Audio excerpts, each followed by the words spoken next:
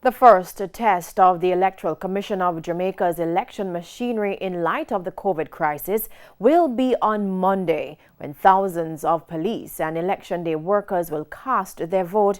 At a press briefing last night, the EOJ said it's ready. Prince Moore has the details. Close to 47,000 Special Services electors are set to vote on Monday, August 31, ahead of the September 3 poll. This group comprises of 11,000 police officers, over 4,000 soldiers, and more than 31,000 Election Day workers. Speaking at a press conference on Thursday, Director of Elections Glasspool Brown said sanitization teams will be deployed to the voting centers. We are assuming that everybody that enters that polling station location is COVID positive. And therefore, starting from that base, we have decided to put in place a number of protocols to deal with the issue. We have sought to recruit in excess of 7,400 persons, and we have put them into our... Some 215 locations have been identified to facilitate voting across the island. They include schools, churches, police stations, courthouses, community centers, EOJ offices, and military bases. There have been growing fears about the likelihood of another spike after the election.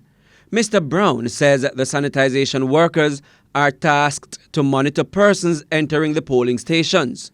That team is geared towards ensuring that every person who enters our polling station location has on a mask.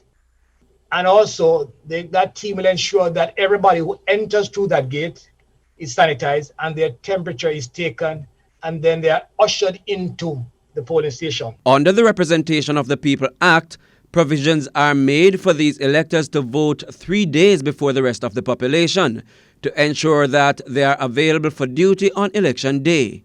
Election Day workers, military and police personnel who do not vote on Monday, August 31 will not be able to do so on September 3.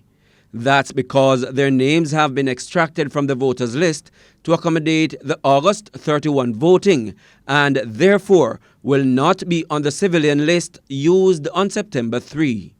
Prince Moore, TVJ News.